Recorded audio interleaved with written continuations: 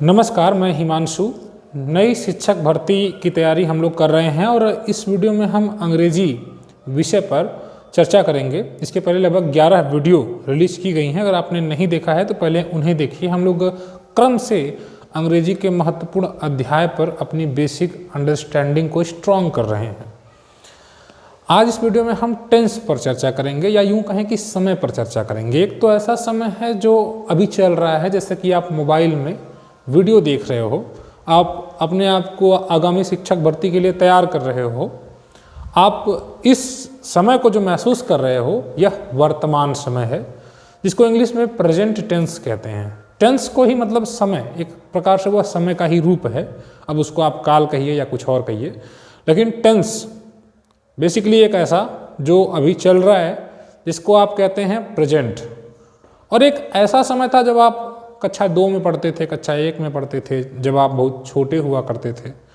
आज के 4-5 साल पहले का भी कोई एक समय रहा होगा जब आप पहली बार तैयारी कर रहे थे, और अब एक ऐसा समय है जो चल रहा है। तो जो बीत गया है वो पास्ट है, और एक ऐसा समय आएगा जिस दिन आप हो सकता है सरकारी नौकरी पा जाएं, हो सकता है किसी और अच्छे बड़े पोस्ट पर नौकरी मिल जाए, और एक समय ऐसा भी आएगा कि आप बूढ़े भी हो जाएंगे, तो वह भी एक आपका समय ही होगा।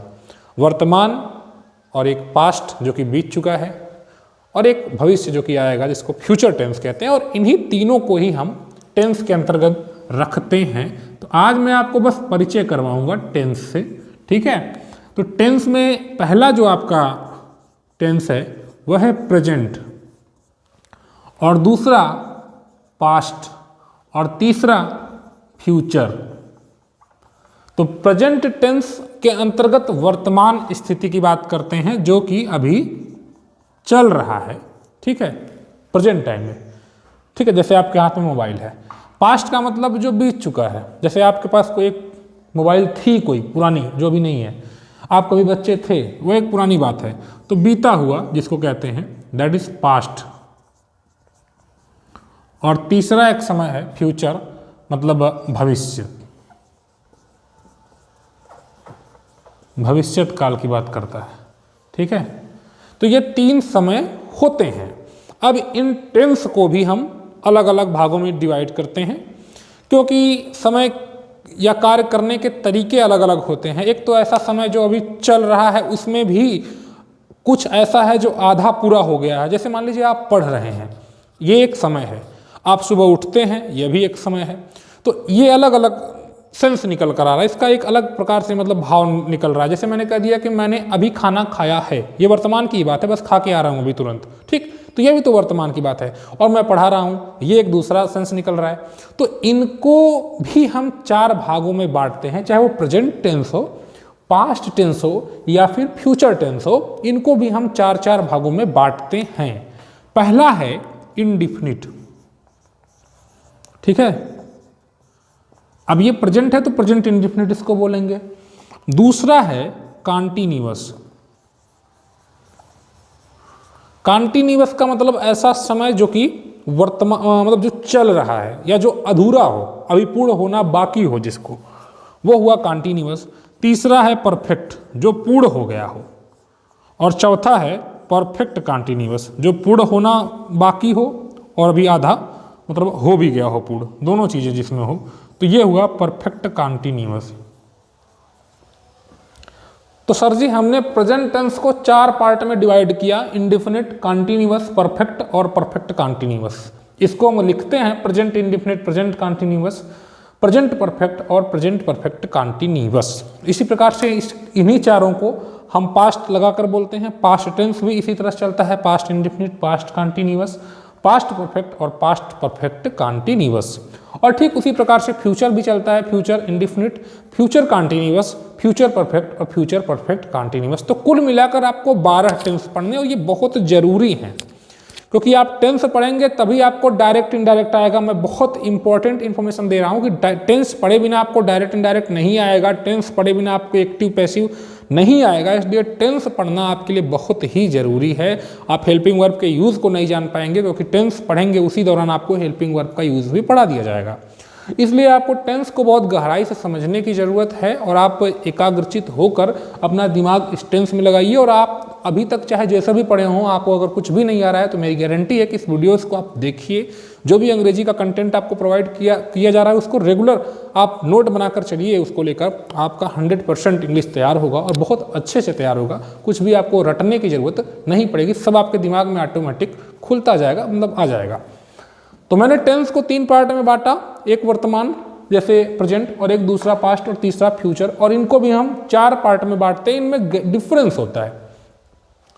मैं कंटिन्यूअस की बात करता हूं, जो कार्य अभी चल रहा है। हिंदी में अगर मैं कहूं तो आप पढ़े होंगे जिन वाक्यों के अंत में रहा, रही, रहे के बाद हो, हूं, ही शब्द आते हैं, है, हो, हूं शब्द आते हैं, या फिर मतलब बैठा है, मतलब आ है, ई है, ये है शब्द आ रहे हैं, आ बड़ी और एक की मात्रा लगे होते हैं कंटिन्यूअस में। ये हिंदी की बात है। लेकिन मैं इंग्लिश में या यूं कहूं कि डायरेक्टली कंसेप्ट अगर आप समझें तो ये कहिए कि जो कार्य चल रहा है, प्रोग्रेसिव, जैसे आप पढ़ रहे हैं, ठीक है, जो कार्य चल रहा है। और कार्य कौन सा चलेगा? जो अधूरा है, जो कार्य पूर्ण हो जाएगा वो थोड़ी नहीं चलेगा। आपके पढ़ाई का कार्य भी चल रहा है, क्यों? क्योंकि वो अधूरा है। अगर आपकी पढ़ाई पूरी हो जाती तो क्या आप पढ़ते? नहीं। तो जो कार्य अधूरा है वही तो पूर्ण होना है ना। तो इस कंटिन्यूअस को बहुत गहराई समझिएगा। कंटिन्यूअस टेंस के अंतर्गत उस समय को रखा जाता है जो कि मतलब पूर्ण होना शेष हो, जो अधूरा हो, जिसमें कार्य का लगातार होना पाया जाए, मतलब चल रहा है, कार्य प्रगति पर है, ठीक है, वर्तमान में।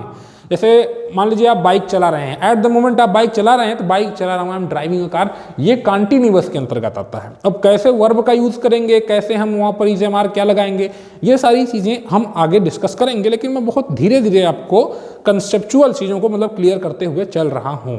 तो कंटिन्यूअस का मतलब हुआ कि जिसमें कोई कार्य जारी हो, जो कार्य अधूरा हो, जिसके भविष्य में पूरे होने की संभावना हो, वो कार्य कंटिन्यूअस होता है, ठीक है। जैसे मैं बैठा हूँ, तो बैठा हूँ मतलब ऐसा लग रहा है कि मैं बैठा हूँ, एक समय ऐसा आएगा जब मेरे बैठने का काम कंप्लीट हो जाएगा। जिंदगी में बैठा तो नहीं रहूँगा।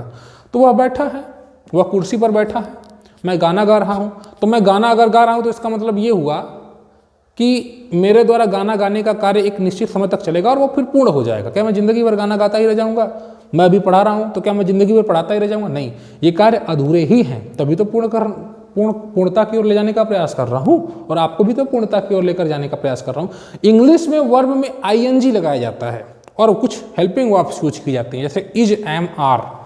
तो प्रेजेंट कंटिन्यूअस टेंस में बेसिकली क्या होता है, इज, एम, आर और वर्ब की आईएनजी यूज होती है। आप बिल्कुल मत घबराइएगा, मैं तो बस परिचय करवा रहा हूँ आपका, और उसके बाद एक एक टेंस पर बहुत डीपली आपको समझाऊंगा, ताकि मतलब और अन्य चैप्टर्स पढ़ने में आपको कोई प्रॉब्लम ना हो। तो कंटिन्यूअस आपने समझा, इतनी देर में मैंने सिर्फ आपको कंटिन्यूअस समझाने की कोशिश की है, ठीक है। तो कंटिन्यूअस मतलब कार्य का लगातार जारी रहना पाया जाए, कार्य जल्द ही खत्म होने की स्थिति में हो, ऐसा हो, ठीक है। और हिंदी अगर आप जानना चाहते हैं तो रहा, रही, रहे आता है, और इंग्लिश में क्या रहता है, वर्ब में आईएनजी फॉर्म यूज की जाती है, और इज, एम, आर के रूप में हम हेल्पिंग वर्ब को लिखते हैं, ठीक है। एग्जाम्पल्स आपको 2-3 और बता दे रहे हैं, जैसे चिड़िया उड़ रही है, द बर्ड इज फ्लाइंग। तो क्या चिड़िया हमेशा उड़ती रहेगी? नहीं, एक समय आएगा जब उड़ने का कार्य पूरा हो जाएगा। मैं सो रहा हूँ, ठीक, तो भाई सोने का काम भी कुछ देर में पूरा हो जाएगा। तो ये कंटिन्यूअस हुआ। परफेक्ट वह कार्य है जो पूर्ण हो गया है। अब इसको समझिएगा, परफेक्ट वह कार्य है या उस समय की बात होती है जहां पर कार्य पूर्णता की ओर, मतलब पूर्ण हो चुका है। कंटिन्यूअस में अधूरा है, लेकिन परफेक्ट में क्या है, पूर्ण। परफेक्ट का मतलब ही क्या है, पूर्ण, ठीक है। तो मिस्टर परफेक्ट का मतलब क्या हो, एकदम पूर्ण। तो जो कार्य पूर्ण हो चुका है, ठीक है। मैं बड़ा हो गया हूँ, ऐसा लगता है जैसे मेरे बड़ा होने का काम हो चुका है, ठीक। और उसने खाना खा लिया है, आपने थाली परोसा, मैं खाना खा रहा हूँ, continuous, I am eating food, और मैंने खाना खा लिया, खाना खा के हाथ धो के उठ गया, ठीक। तो कहूँगा कि आई हैव ईटन। वर्ब की थर्ड फॉर्म यूज होती है, कौन सी? Third form. परफेक्ट में हैज या हैव लगाएंगे प्रेजेंट होने के नाते, ठीक। तो प्रेजेंट, पास्ट और फ्यूचर के अकॉर्डिंग हेल्पिंग वर्ब चेंज होती रहती हैं, लेकिन बेसिकली परफेक्ट में क्या होगा, वर्ब की थर्ड फॉर्म यूज होगी, ठीक है। तो परफेक्ट में आपने समझ लिया क्या, कार्य पूर्ण हो चुका हो, ठीक। बच्चा मर गया है, ठीक है, मतलब मर गया, एक्सीडेंट हुआ या किसी दुर्घटना में मर गया है, तो अब उसके मरने का काम कंप्लीट हो गया, मर गया है वो, ठीक। तो परफेक्ट। और कोई दर्द से मतलब छटपटा रहा है, वह मर रहा है, तो उसके मरने का काम भी जारी है, मतलब वो एकदम दर्द से तड़प रहा है, तो कंटिन्यूअस, ठीक है ना। परफेक्ट भी आपने समझ लिया। और बेसिकली क्या होता है यहाँ पर हैव होता है या हैज होता है और वर्ब की थर्ड फॉर्म यूज होती है। परफेक्ट कंटीन्यूअस में क्या होता है, कार्य पूर्ण भी हो गया है और कुछ बाकी भी है, कार्य पूर्ण भी हो गया है और कुछ बाकी भी है। और इसमें सबसे बड़ी बात यह है कि टाइम यूज होता है, टाइम, और टाइम के साथ सिंस या फार लगता है। क्या लगता है, सिंस या फार। जैसे वह आधे घंटे से खेत में गड्ढा खोद रहा है। अब आप बताइए, गड्ढा खोदने का काम पूरा हो गया क्या? आप कहेंगे नहीं सर, खोद रहा है, अभी तो खोद रहा है, अभी खोदेगा हो सकता है आधा घंटा और, लेकिन आधे घंटे तो उसने गड्ढा खोद लिया ना। और आधे घंटे जब गड्ढा खोद लिया तो उस आधे घंटे में तो काम पूरा भी हो गया होगा कुछ ना कुछ। तो ये परफेक्ट कंटीन्यूअस बेसिकली क्या करता है, कार्य हो भी जाता है उसको भी बताता है और कार्य मतलब पूर्ण भी हो गया कुछ और कुछ का होना बाकी भी है। मैं 2 बजे से टीवी देख रहा हूँ, हो सकता है इस समय 4 बज रहा हो, तो 2 बजे से 4 बजे यानी 2 घंटा तो टीवी देख ही चुका हूँ, अभी टीवी देखना बाकी भी है, तो मैं 2 बजे से टीवी देख रहा हूँ। तो इसमें क्या होगा, कंटिन्यूअस होने के नाते वर्ब की आईएनजी फॉर्म लगेगी और परफेक्ट होने के नाते हैज या हैव लगेगा। ठीक, उस पर हम अभी चर्चा करेंगे। हमने बार बार बताया कि इस पर हम अलग से डिस्कशन करेंगे, डीपली समझाएंगे आपको। अभी मैं बेसिक परिचय करवा रहा हूँ आपको कि इन सारी चीज़ों को जाने। मैं आपको स्टार्ट कर दूं प्रेजेंट इंडेफिनिट टेंस और आपको पता ही नहीं इंडेफिनिट क्या है, कंटीन्यूअस क्या है, पता ही नहीं, तो ये पढ़ने का सही तरीका नहीं होगा। तो परफेक्ट कंटीन्यूअस में बेसिकली क्या होता है, सिंस या फार लगता है। ठीक है, सिंस या फार का यूज़ कब करते हैं ये सारी चीज़ें हम आगे पढ़ेंगे। Since period, since point of time के लिए यूज होता है, फार पीरियड ऑफ टाइम के लिए यूज होता है, और परफेक्ट कंटीन्यूअस होने के नाते हैव यहाँ पर लगता है और वर्ब की आईएनजी फॉर्म लगती है हैज या हैव के साथ। ठीक, कंटीन्यूअस चुकी है यहाँ पर। तो ये 3 हो गए। और इंडेफिनिट का मतलब होता है कोई रेगुलर एक्टिविटी आपकी होती है, कोई डेली रूटीन है, कोई हैबिचुअल एक्ट है, मतलब कोई आदत संबंधी कार्य, अनिश्चितता है कार्य करने की। मैं स्कूल जाता हूँ, ठीक है, जाता हूँ कभी, ठीक है, आई गो टू स्कूल। ठीक, तो इंडेफिनिट में क्या है, बेसिकली कार्य करने होने की अनिश्चितता होती है। ठीक, और ये डेली रूटीन मतलब कोई रूटीन वर्क है। जैसे मैं सुबह 5 बजे उठता हूँ, डेली उठता हूँ, I get up at 5 o'clock। ठीक है, तो मैं 5 बजे उठता हूँ, तो ये इंडेफिनिट के अंतर्गत आती हैं जहाँ पर घटना के घटित होने की अनिश्चितता होती है। ठीक है, ये किसी हैबिचुअल एक्ट को दिखाते हैं, किसी यूनिवर्सल फैक्ट को बताते हैं। जैसे 2 और 2 4 होते हैं, 2 and 2 makes 4। ठीक है, तो इंडेफिनिट टेंस के अंतर्गत बेसिकली हिंदी में क्या होता है, ता ती ते होते हैं। और अगर आप उनका इंग्लिश स्ट्रक्चर देखेंगे तो वर्ब में यस या ईएस लगाया जाता है। कब यस लगेगा, कब ईएस लगेगा, ये सारी चीज़ें आप जानते हैं, नहीं जानते हैं, आगे हम लोग इंडेफिनिट में चर्चा करेंगे। जब सब्जेक्ट सिंगुलर होता है, बेसिकली ही है, सी है और किसी का नाम है सिंगुलर में, ठीक है, तो उनके साथ वर्ब में यस या ईएस लगा दिया जाता है अकॉर्डिंग टू सेंस। जो भी वहाँ पर यूज़ होगा वर्ब, उसके अकॉर्डिंग हम यस या ईएस आइडेंटिफाई करके लगाते हैं। और अगर प्लूरल सब्जेक्ट होता है तो सीधे वर्ब ही लिख दी जाती है। जैसे मैं एक पत्र लिखता हूँ, हालांकि आई के साथ वर्ब में यस या ईएस नहीं लगाया जाता है, आई राइट अ लेटर। ठीक है, लेकिन अगर वह पत्र लिखता है तो ही राइट्स अ लेटर, यानी सब्जेक्ट है, वर्ब की वर्ब में यस या ईएस लगाया जाता है। तो ये इंडेफिनिट की बात हो गई। ठीक है, तो मुझे लगता है यही सारी चीज़ें यहाँ पर भी होंगी, लेकिन ये पास्ट के अकॉर्डिंग होंगी। जैसे वह स्कूल जा रहा है, यहाँ पर है he is going to school continuous में, यहाँ पर वह स्कूल जा रहा था, मतलब आप किसी पास्ट टाइम की बात कर रहे हैं, उस दौरान वो काम कर रहा था, बीते हुए समय में। ठीक है, जैसे आप किसी को देख रहे हैं वो स्कूल जा रहा है और आप रास्ते, मान लीजिए आप अपने विद्यालय जा रहे हैं और आप कल विद्यालय जा रहे थे और कल आपने रास्ते में एक बच्चे को मतलब स्कूल जाते हुए देखा, तो आज आप मुझसे कर दे सर वो स्कूल जा रहा था, तो he was going to school. तो ये पास्ट की बात हो गई, लेकिन पास्ट की बात हुई भी तो, लेकिन उस दौरान तो कार्य चल रहा था ना। तो ये वाज या वेयर के साथ वर्ब के एनजी फॉर्म आएगा, और ये फ्यूचर में तो वही विल या शैल के अकॉर्डिंग। ठीक, तो ये चीज़ें कंटिन्यूअस में होनी है। ठीक, आपने इन सारी चीज़ों को समझ लिया, टेंस को बेसिकली आप समझ लिया। अब हम अगली वीडियो में प्रेजेंट इंडेफिनिट पर आपको फिर से मतलब एक लेक्चर जारी करेंगे। प्रेजेंट इंडेफिनिट और प्रेजेंट कंटिन्यूअस बेसिकली 2-3 टेंस को एक साथ लेकर चलेंगे ताकि आपका जल्दी से जल्दी कंप्लीट हो जाए। तो ये बेसिक सा परिचय रहा टेंस का। ठीक है, गुड बाय।